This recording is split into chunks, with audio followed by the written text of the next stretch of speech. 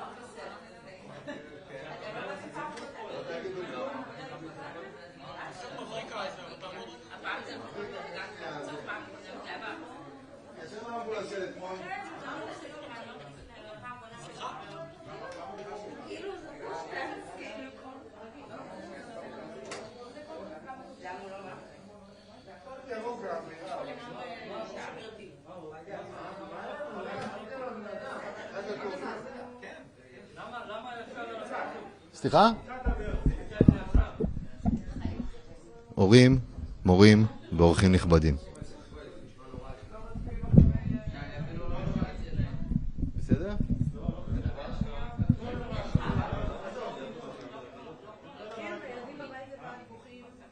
מה?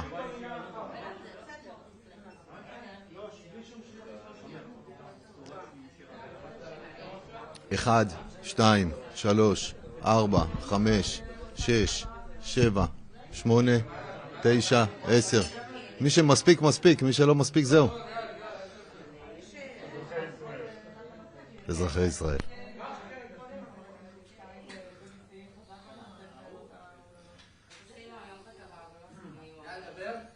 1, 2, 3, 4, 5, 6, 7, 8, 9, 10. 1, 2, 3, 4, 5, 6, 7, 8, 9, 10.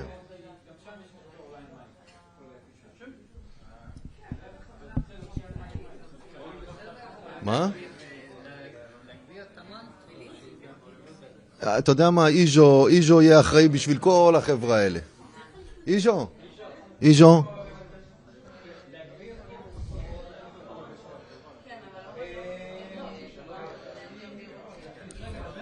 1, 2, 3, 4, 5, 6, 7, 8, 9, 10.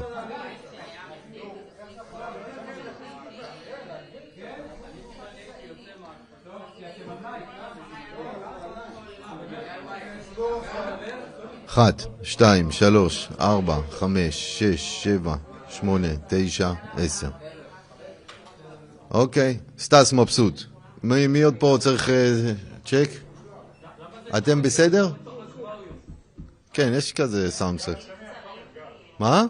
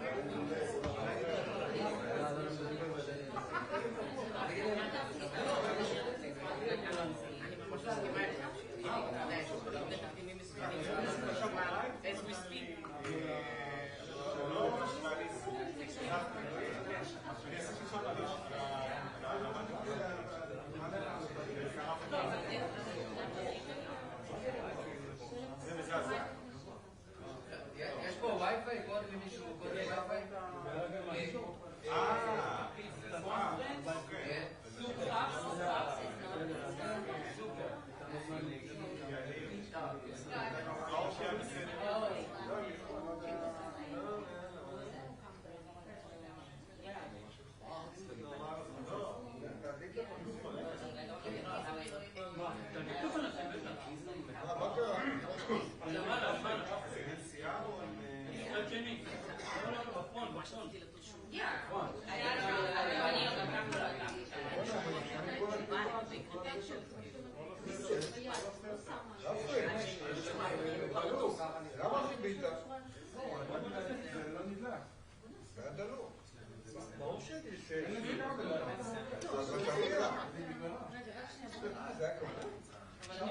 הבטריה נגמרה, ניר? ניר. הבטריה נגמרה? 1, 2, 3. 1, 2, 3. הבטריה נגמרה, ניר? אבל הרמקול, המיקרופון עובד? הבטריה נגמרה של הפנס. הנה, הנה. היא הלכה עכשיו לבדוק. היא הלכה לבדוק, ניר. כן, כן. בסדר? כן, אבל אין לנו תאורה.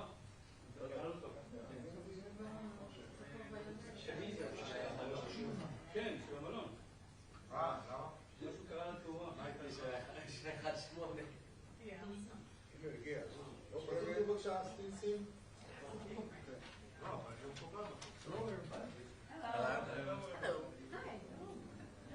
been 2 weeks since I've been here. It's forever.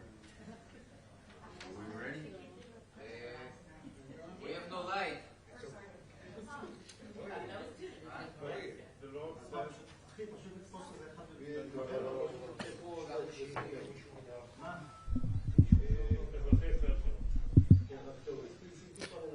Can you see me? Can you hear me? The first line, the guy in the first line, I see your head. Yeah. Yeah, cut his head off. There we go. Okay. You ready? Thumbs up back there? Thumbs up from everybody. Okay. Well, I'm Senator Lindsey Graham from South Carolina. I'm back. I come here every 2 weeks where I need to or not.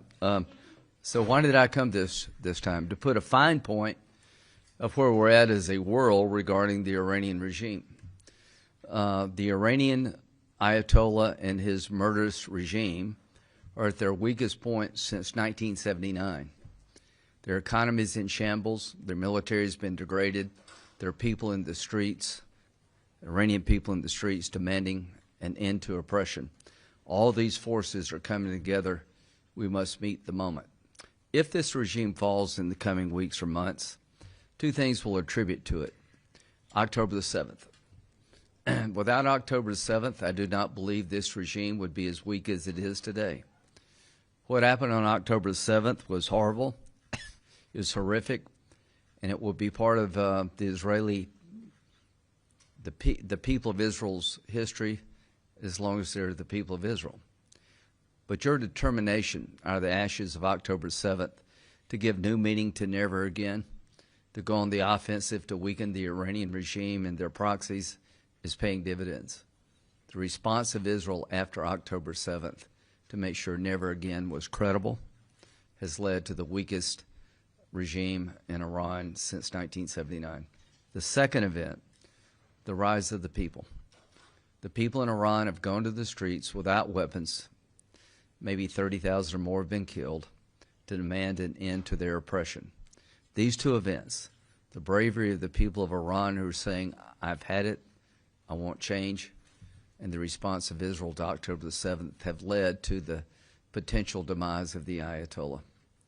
I can't think of a more satisfying event for me personally than see the good people of Iran to be able to get their country back, to live in a place where they didn't have to worry about their daughter being murdered because she didn't wear the headscarf right on a bus, being able to be part of the world, not isolated from the world, being able to embrace the light and not be overshadowed by the darkness. I look forward to a day when Israel no longer has to fear a nuclear weapon being developed by the Iranian regime. The best answer to all the problems created by Iran is regime change. The best answer is for the people to take the place of the Ayatollah. I do not believe they're in the streets to build more nuclear weapons. I think they're in the streets to have a better life. I don't think they're in the streets to purify Islam and destroy Israel and come after us, the great Satan.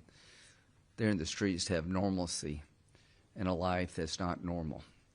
So my view is the risk of regime change is real. There are unknowns, but let me just say this. I'm willing to take that risk. I think the Iranian people have the potential to be a great ally of the United States, Israel, and the region. I think the Ayatollah, as long as he's alive and around, will be chanting death to America and will be trying to enact a religious agenda of purify Islam, destroy Israel, come after us. He's a religious Nazi. Hitler wanted a master race. The Ayatollah wants a master religion, and we're not going to give it to him. We're going to fight back. To the brave people of Israel, I know you're hurt very hard, very wide, and very deep on October the 7th. I'm here to tell you we're on the verge of eliminating the largest state sponsor of terrorism in the region. And with the fall of Iran comes the fall of Hezbollah, Hamas, the Houthis. The ripple effect is enormous. Normalization becomes far more likely. If the Ayatollah survives all this bluster, God help the region. So my presence here today is to reassure the Israeli people there is no light or gaps between President Trump and Bibi about what to do and how to do it. There are two lines in the water right now. One's a diplomatic line, trying to find a way to end this regime diplomatically that will advance our national security interest. The other line is the military option. I think President Trump is looking for which line can catch the biggest fish. The bottom line is we're into weeks, not months, in terms of decision making. The Iranian people are hanging on. I attended a rally of 250,000 people in Munich. It's one of the most satisfying experiences of my professional life, to have 250,000 people, one, know who I was and appreciate what I was doing. Apparently, I'm commonly referred to as Uncle Lindsey in Iran, and apparently that's a good thing. But this hat, Make Iran Great Again, says a lot in a very few words. By the way, the idea of Making Iran Great Again hat came from Morgan Ortegas, who's not with us, but she thought this would be a good branding, and she was right. And this hat one day will go to Tehran. I look forward to delivering it to the people of Tehran. And President Trump, when asked about what this hat means and says, he said, I think what Senator Graham is trying to say is that the best way to make Iran great again is through the people, not the Ayatollah. I think he's right. So my hope is that in the coming weeks, if we can't find a diplomatic solution, that we engage in a great endeavor, supporting the people of Iran, demanding their freedom and the end of their oppression. We have military capabilities second to none. There is no more clever nation on the planet than Israel. There is no more powerful nation on the planet than the United States. As to the Iranian regime, you're weak because of your ideas. You're weak because of the way you've treated your people. You're weak because you're evil. Eventually, good will replace evil in Iran. To those who may participate in this endeavor, God bless you. God keep you safe if that day does come. Could our soldiers be hit in the region? Absolutely, they could. Can Iran respond if we have an all-out attack? Absolutely, they can. I think the risk associated with that is far less than the risk associated with blinking and pulling the plug and not helping the people as you promised. We told them to go back in the street, keep protesting. Help was on the way. We have to be good to our word. So this trip is a special trip for me. It's putting a fine point on something I've been working on for over 2 years. I leave from here to go to the United Arab Emirates. Bibi wanted me to tell the press that he's amazed by the level of cooperation and the significance of the partnership of the United Arab Emirates with Israel, that MBZ has done everything asked and then some, that they've been a stalwart partner, reliable partner under difficult circumstances, and I want to go there tomorrow and acknowledge MBZ's leadership and suggest that America improve its capability to defend the United Arab Emirates and the region. I will then go to Saudi Arabia. I believe that the Crown Prince still has the same vision for the region he did before October 7th. But October 7th has taken its toll. And at the end of the day, if the regime is still standing after all this bluster, October 7th was a strategic win for Iran and radical Islam. If the regime falls as a result of the pressure put on the regime by Israel and the United States after October 7th, combined with the uprising of the people demanding a better life, then that would be the biggest change in the Mideast in 1,000 years. I am leaving here confident of the capability of the United States and Israel, if called upon, to deliver a decisive blow to the Iranian regime. I am hopeful that diplomacy may prevail yet. Either way, our date with history, our date with a new destiny for the Mideast is upon us. Questions? Good evening, Mr. Senator. Anna Barsky, Marriott newspaper. I have two questions, please. After your meeting with Prime Minister Netanyahu, are United States and Israel fully aligned on the next steps regarding Iran? Yes. One more question. Yes. There is. Trump said he's giving the talk 1 month. When the month ends, Yeah. there is no full agreement. Should the United States shift to military pressure? Thank you. President Trump's very good at making sure people don't play him by giving them deadlines. He did that with Hamas, did that with Iran. I think you may see that now again with Iran. The bottom line is I don't mind diplomacy as long as it's done in a way to get the outcome you want. I know President Trump is allowing his diplomatic team to keep engaging, which I support, but he also has on the table another option that Gerald Ford is steaming this way. I don't think they're just going for better weather. So time will tell what happens. President Trump has done a masterful job, I think, of weakening the regime without getting us, the United States, further entangled into bigger wars. Israel's done an incredible job after October 7th to give new meaning to the term never again by going after the enemies of Israel wherever they reside in the most clever way and, quite frankly, sometimes the most brutal way. That's what it takes to survive in this region. Yes, Senator Graham.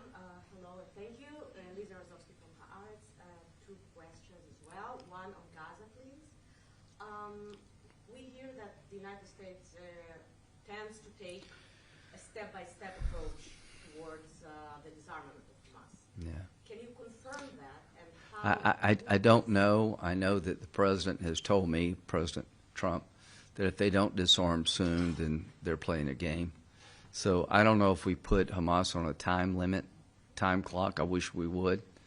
Disarm or else in X amount of days. That seems to be the best way to get results around here. Do I think Hamas will disarm without being made to do so? No. Do I think there's a regional force in the region that could come in and disarm Hamas against their wishes? No. I think it's either going to take pressure to get Hamas to disarm from the region, or Israel's going to have to go back in and wipe them out. The sooner we get an answer to those questions, the better. I don't see how you develop Gaza in a real meaningful way if you still have elements of Hamas armed within the area. You know, it's hard to sell a condo for, say, $3 million with a good ocean view if right down the road there's a neighborhood controlled by Hamas. That's not an investment I would want to make. And the second question, if I may, the West Bank. The West Bank and Gaza have to be part of any solution. I mean, the annexation steps, the steps towards annexation that the Israeli government has taken. Well, I'm hoping How this. is it playing in the West Bank? I'm hoping that, you know, the plan was to get Hamas to disarm. That's been months ago. They're clearly not interested in disarming. You know, the pace of this is slow. I get it. The border peace, maybe it works, but I know this: you'll never have peace in the Mideast with Hamas under arms. You'll never have a solution to the problem of terrorism that Israel faces until Hamas is no more politically or militarily.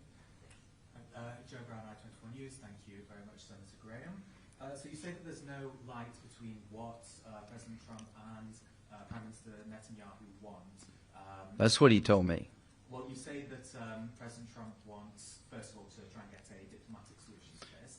So from Netanyahu's side, as you spoke to him today, Well, what does he want to happen? Well, they've been very clear about what a diplomatic solution would have to entail for Israel to believe it's a good deal. No deal will go through the process without coming to the Congress. I assure you, as a member of the Senate, I will fairly evaluate any deal, but I'm skeptical of any deal that would limit Iran's nuclear capability given their behavior. It's kind of late in the process, and they're prone to cheat.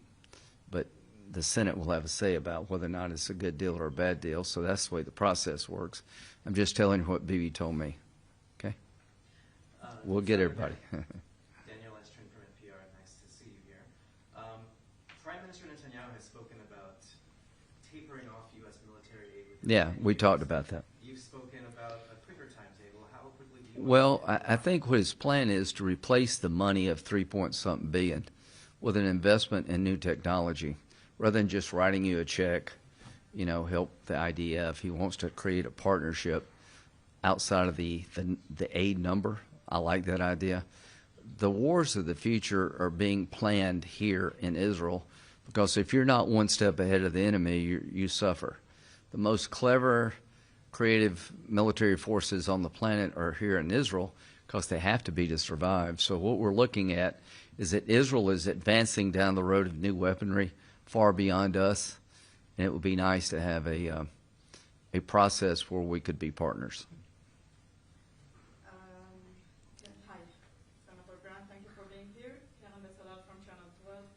I'm trying to understand, based on your conversation with Prime Minister Netanyahu and President Trump, are we closer to a deal with Iran, or are we closer? I think to they're. What will be negotiated tomorrow? I think. Trump keeps saying it's only its Yeah. nuclear program. Well, Israel's worried about the ballistic missile program, support for regional terrorism, and the nuclear program. Worried about all three. And the track record of Iran is abysmal when it comes to keeping their word. You got to understand who you're dealing with. The Ayatollah wants to do three things. He wants to purify Islam, which means Saudi Arabia has to bend to his will as a Shiite. He wants to destroy the state of Israel because he thinks y'all are evil, that the Jews should not have a state, that God commands him to kill all the Jews. He wants to come after the United States, my country, because we're infidels. Well, I believe he believes all three. I believe if he had a nuclear weapon, he would use it to advance his religious cause. Israel can't afford to be wrong about this. So when I look at the Ayatollah, I take the man at his word. He's a religious Nazi.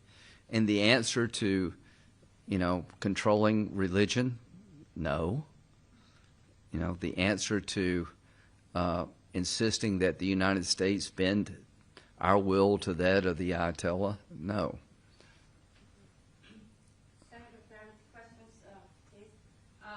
You mentioned you're going to Saudi Arabia. Are you concerned with what some Israeli officials and some U.S. Jewish organizations have raised as anti-Semitic stance that Saudi Arabia has been? I'm concerned about some of the rhetoric being directed toward the United Arab Emirates. The one takeaway from my visit to Israel is how the Israeli leadership and the military and the civilian side have such high opinions of MBZ as a leader and UAE as a country. It's just everybody wanted me to know that these people, and the United Arab Emirates and MBZ have been a trusted and great ally. I've got to know MBS pretty well. I think his vision for the region of integration and economic growth and AI dominance can only happen with a region not on perpetual fire. As long as the Ayatollah is around, he's up to no good. If the regime does collapse because of the demand of the Iranian people, then I think this region will explode in a good way. If the Ayatollah is still standing, it will explode in a bad way. But if we do answer the call of the Iranian people to help them in their time of great stress, and the regime falls, I think we have tremendous opportunity nobody could even dreamed of a couple of years ago.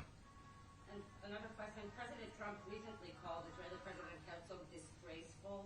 What? For not yet pardoning Prime Minister Netanyahu. Well, I'll leave that up to the President Herzog. I hope they can resolve that issue.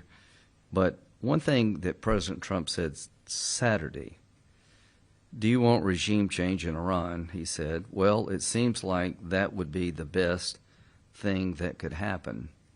For 47 years, they've been talking and talking and talking.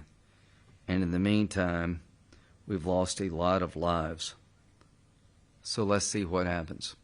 I think that's a great description of where we stand with Iran. Do you think the Prime Minister should be granted a pardon? Huh? Do you think the Prime Minister I'll leave that up to people here. It seems to me that all the attention, I don't know what your legal system's like, but for a defendant to have to go and talk for 2 years about a case is a bit odd. Laha Markov, Jewish Insider. Do you actually think that diplomacy with Iran could lead to the fall of the regime? I think I support the idea of getting the route outcome and the diplomacy lines in the water.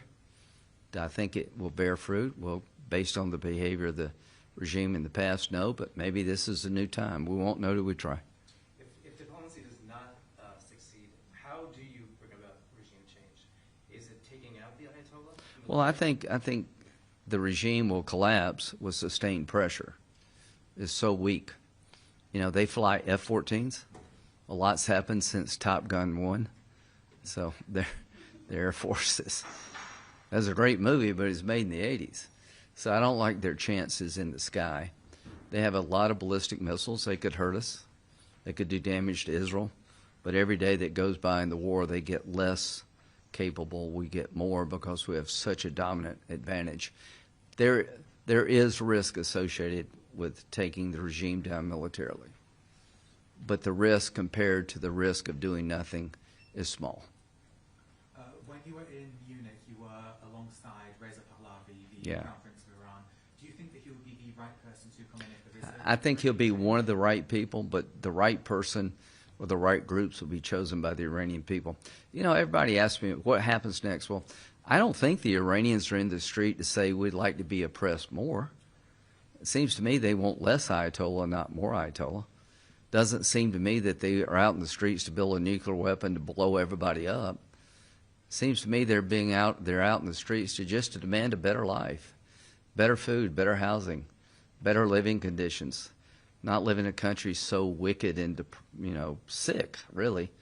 Nothing describes the darkness better than the Iranian regime under the Ayatollah. Nothing explains the light better than the protesters in Iran and the IDF and associated groups who've taken the fight to radical Islam after October the 7th. They represent, I think, the best in humanity. Okay? One last question. Military option alone can honestly overthrow this regime? Do you honestly believe that the military option by itself can overthrow this regime? I think what will happen to the regime is it will lose its power to maintain its hold over the people. Now, how do you do that? You kill the people who do the killing. See if the next guy wants to volunteer knowing what happened to the one before. You decapitate the regime. You go after the infrastructure that allows them to torment the people. And you stay committed and you stay determined. And the people are out in the streets. They're in the homes. I think we have a wonderful opportunity, a magical opportunity to end the terrorism caused by the Ayatollah's regime.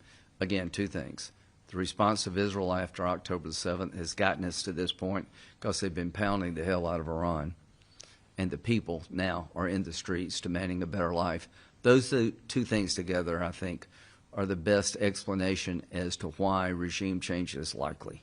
Wouldn't it entail American troops on the ground No, in Iran? we don't need American troops on the ground in Iran, but we need America understanding the threats over here can come home. 19 hijackers in Saudi Arabia killed 3,000 Americans. The only reason they didn't kill more is they couldn't find a way to kill more of us. So you got to have some of us over here, but we don't need boots on the ground in Iran. We need to partner with Israel if we do a military operation to make sure we get the highest and best benefit of our capabilities. To those who believe you should confront evil, you're right. To those who believe it doesn't exist, you're wrong. To those who want to appease, it never works. We've got a chance here to stop this regime. History would judge us poorly if we let the Ayatollah off the hook. How many times could we have stopped Hitler? A bunch. Somebody probably asked in 1935, what would Germany look like if you killed Hitler? I wish somebody had tried successfully. So you're speaking about killing the Ayatollah? The Ayatollah represents evil incarnate to me. What do you think about reports that President Trump has given Prime Minister Netanyahu a green light to strike Iran's ballistic missile program if the Trump I think it's not lost upon anybody. We're sending military capability into the region, the United States, to supplement what our friends in Israel have if we have to use a military option. To anybody who believes that the Ayatollah can withstand all of this and stay in power and not affect the United States, you're wrong. If this man, the Ayatollah, and his regime survive all this bluster, then not only does Hamas, Hezbollah, and the Houthis not go away, they come back stronger. The likelihood of normalization under those conditions is zero. The Arabs will go back in their corner. Trying to get a better deal with Putin in Ukraine goes to zero. You'll see how we said one thing and did another in the Mideast. It will affect us in Russia, Ukraine. We'll make it more likely China will take Taiwan. The opposite is true, too. If we follow through, if we have to, and we deliver a decisive blow working with the Iranian people to end this nightmare in Iran, then a new dawn breaks. Something that nobody even envisioned 2 years ago becomes more likely than not. Thank you. Thank you. We did it. Thanks, Mr. Graham. You didn't answer my question, though, about the annexation. You kind of fixed that out. I said before, I don't think annexation, I think there will be a mighty blow to Israel and the United States. They try to annex isolate Israel even more. Have you come on to NPR? You talk about this with the Prime